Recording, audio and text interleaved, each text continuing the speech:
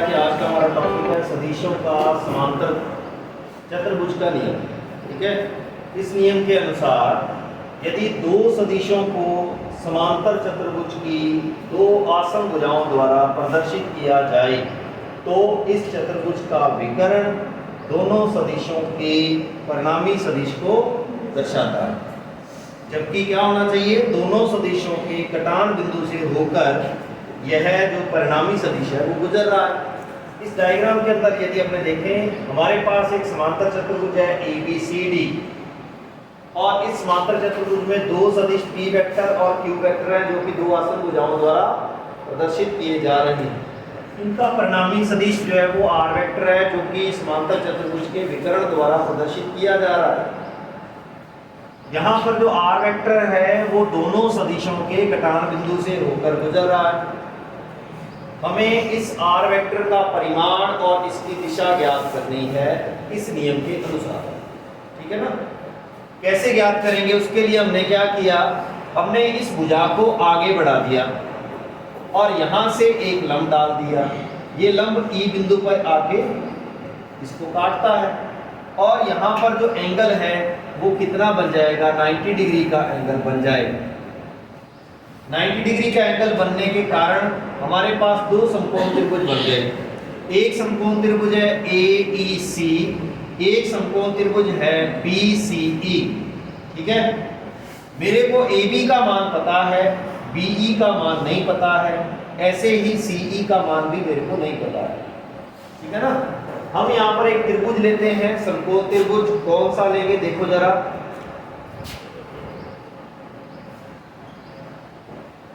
समकोण त्रिभुज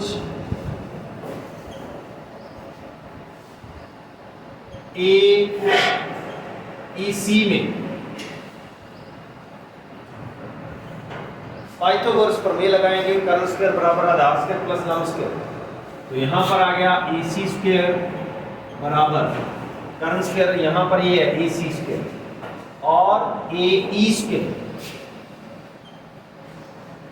plus EC square. लेकिन AE जो है वो दो भागों से मिलकर बना हुआ है, एक तो AB से और एक BE से।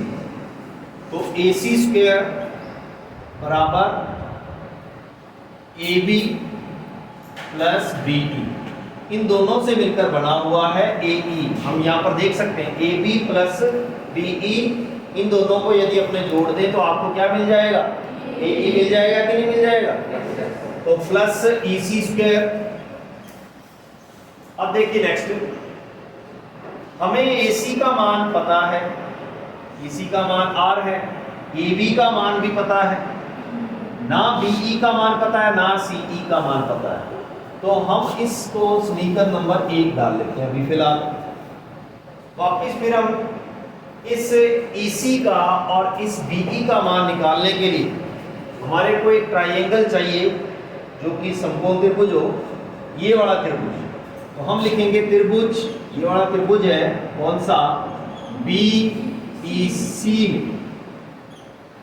ये समकोण त्रिभुज है। इस समकोण त्रिभुज में हम क्या करेंगे, एक तो मान निकालेंगे हम पाइथागोरस प्रमेय से इस BC के लिए। ठीक है, तो हम लिख देते हैं पाइथागोरस प्रमेय से क्या आ जाएगा, BC स्क्वायर बराबर BE स्क्वायर और प्लस EC स्क्वायर। ठीक है, EC स्क्वायर का मान यहां से आ गया, EC स्क्वायर ये इधर चला जाएगा, BE स्क्वायर ये प्लस का इधर चला जाएगा कि नहीं चला जाएगा। तो BC square minus BE square, इसको आप इक्वेशन नंबर 2 डाल सकते हैं। ठीक है, ये मान हम यहां पर पुट कर देंगे, लेकिन उससे पहले हम यहां पर इस BE और CE का मान निकालने के लिए हमें साइन थीटा और कॉस थीटा लेना पड़ेगा। ठीक है, तो साइन थीटा लेते हैं पहले। इसी त्रिभुज में चल रहे हैं अभी अपने, ये देखिए यहाँ पर थीटा है, ये थीटा मैंने आपको बता दिया था कैसे बराबर होता है। ठीक है, एक ही आधार पर चल रहे हैं और ये दोनों जो है ए के आधार पर एक दूसरे के समांतर रेखाएं हैं, तो इसलिए यहाँ पर थीटा है, तो ये भी क्या होगा, थीटा होगा। साइन थीटा बराबर होता है लंब बटा करण। तो लंब क्या है आपका, सीई है, बटा में करण की बात करें तो वो है बीसी।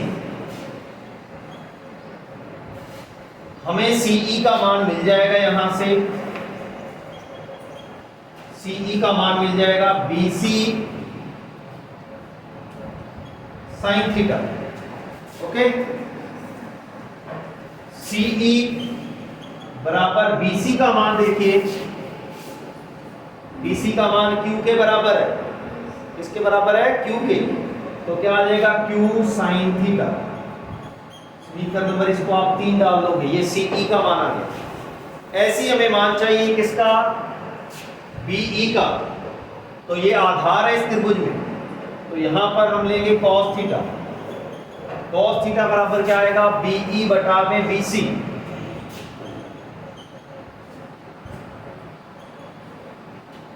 यहां से अपने क्या लेंगे, बीई बराबर क्या हो जाएगा,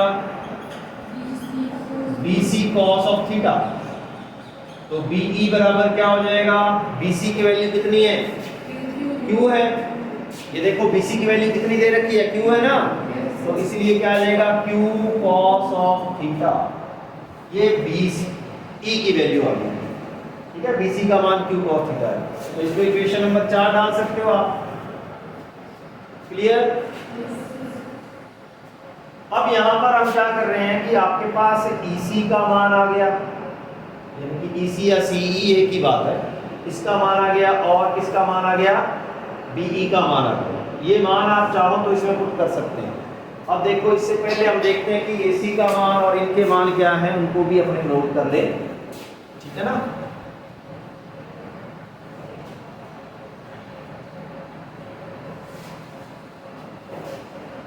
वो हमारे पास क्या मान है, अब आप लिखेंगे यहां पर समीकरण 1 से AC स्क्वायर बराबर A प्लस B का होल स्क्वायर है, ये फार्मूला, इसका होल स्क्वायर खोल देंगे, क्या आ जाएगा, AB square plus BE square plus 2AB और BE। ये तो इसका होल स्क्वायर खुल गया, प्लस क्या है, EC square. Okay, EC square का मान आपको पता है समीकरण नंबर 2 से, इसको पुट कर देते हैं, AC स्क्वायर बराबर AB square plus BE square plus 2AB BE। EC square का मान आपको पता है, लिख सकते हो आप BC square minus BE square, bracket में लिख देंगे। कहां से आ रहा है, ये समीकरण 2 से आ रहा है ये, ठीक है। अब कौन सी वैल्यू घट रही है इसमें, ये वैल्यू घट रही है ना, BE स्क्वायर से BE स्क्वायर कैंसिल आउट हो गया। अब देखो, AC का मान हमें पता है, AB का मान भी पता है, तो यहां पर अपने लिख देंगे AC का जो मान है वो R के बराबर है कि नहीं। AC जो है वो R के बराबर है, AB जो है वो किसके बराबर है, वो P के बराबर है। AB का परिमाण P के बराबर है, ये मैं ऐसे क्यों लिख रहा हूं, इसका परिमाण है, ठीक है। और फिर इसके बाद जब भी आप सदिश का स्क्वायर करते हैं, जब भी हम सदिश का स्क्वायर करेंगे तो सदिश हट जाएगा और आपको जो राशि मिलेगी वो एक अदिश राशि मिलेगी, यानी कि उसका जो परिमाण मिलेगा। जैसे AC स्क्वायर है ना, तो R वेक्टर का स्क्वायर होगा R स्क्वायर, क्या होगा, R स्क्वायर, मतलब वेक्टर हट जाएगा वहां से। अब यहाँ पर देखो नेक्स्ट और क्या है आपके पास, क्या वैल्यू पता है आपको, AB पता है, BE का मान आपने, BC पता है आपको, BC कितना है, Q है कि नहीं, BC Q है।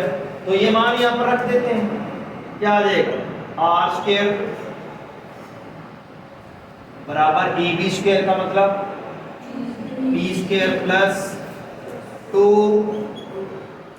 AB का मतलब P, BE का मतलब Q cos theta. Plus BC square है ये, BC स्क्वायर का मतलब Q स्क्वायर। इसको हम थोड़ा सेट करके लिखते हैं, R स्क्वायर बराबर P स्क्वायर प्लस 2PQ। अरे रुक जा रहे,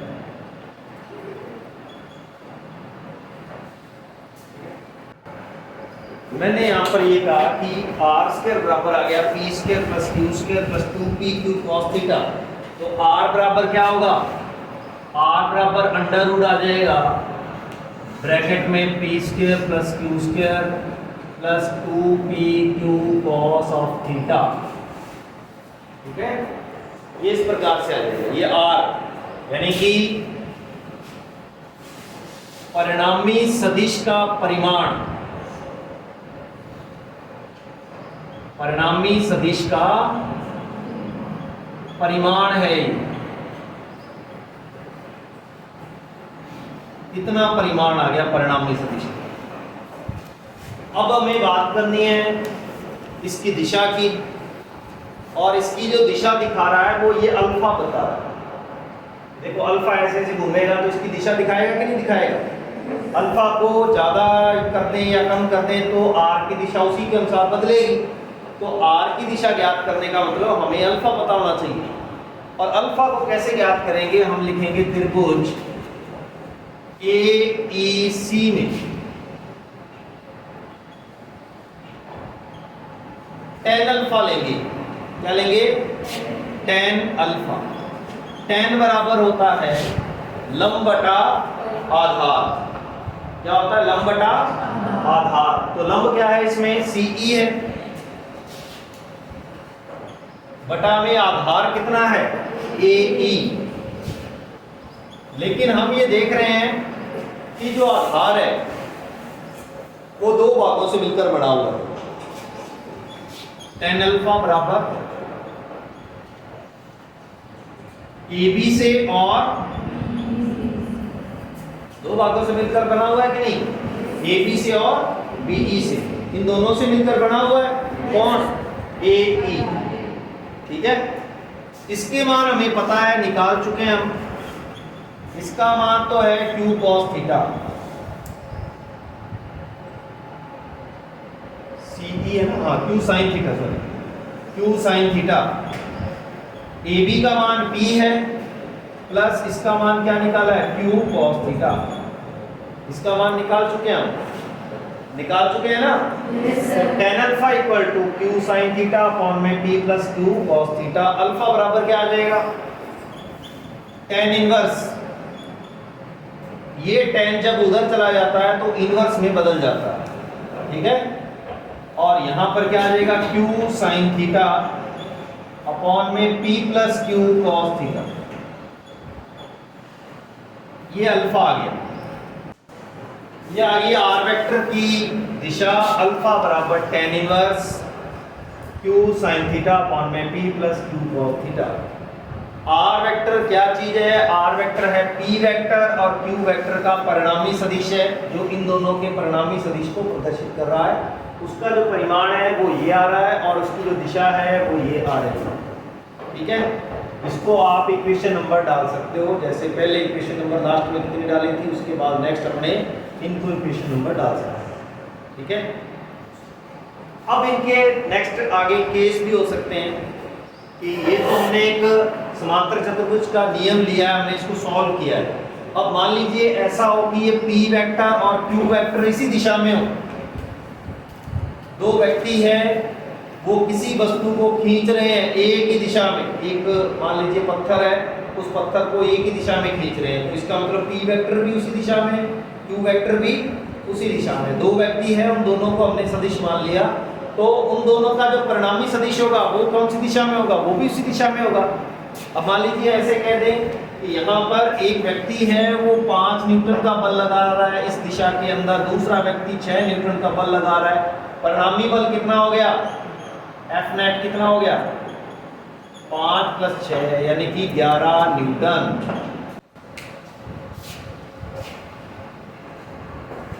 कर दिए सभी ने। केस नंबर फर्स्ट हमारे पास है कि यदि p वेक्टर और q वेक्टर एक दूसरे के समांतर है, ये पैरेलल का निशान है समांतर का, यानी कि p भी उसी दिशा में q भी उसी दिशा में, एक ही दिशा में दोनों। भाई ये q जो है वो यहाँ से इधर आ गया तो थीटा का मान कितना हो गया बताओ, थीटा ये था। अब ये q यहाँ पर आ गया तो थीटा का मान कितना हो जाएगा, जीरो हो जाएगा ना। तो थीटा का मान 0 डिग्री हो गया, ये दोनों एक ही दिशा में हो गए। तो अब आपको इस समीकरण के अंदर थीटा का मान 0 पुट करना है, ठीक है। 0 पुट कर दिया तो cos 0 आ गया, cos 0 का मान 1 होता है। आपके पास बन गया p square plus q square plus 2pq, इसको हमने लिख दिया। और ये फार्मूला यदि देखें तो a square plus b square plus 2ab वाला बन गया। तो इसका फार्मूला जो होता है वो क्या होता है, a प्लस b का होल स्क्वायर होता है। क्या होता है, a प्लस b का होल स्क्वायर होता है। ये formula a square plus b square plus 2ab है, तो इसको अपने क्या लिख सकते हैं, a प्लस b का होल स्क्वायर। तो इसको अपने यहाँ पर लिख रहे हैं, r बराबर आ जाएगा आपके पास under root p plus q का होल स्क्वायर। तो r बराबर अंडर रूट से बाहर जब ये आएगा तो p प्लस q बन जाएगा। तो ये इसको हम r मैक्सिमम भी कह सकते हैं। परिणामी जो मान मिलेगा हमें, परिणामी सदिश का जो परिमाण मिलेगा अधिकतम कब मिलता है, जब दोनों सदिश एक ही दिशा में होंगे तब अधिकतम मिलेगा, ठीक है। फिर इसके बाद अपने बात करते हैं अल्फा की। अल्फा क्या होगा, अल्फा होता है tan inverse q sine theta का मतलब 0 डिग्री बटा में p plus q cos 0 degree.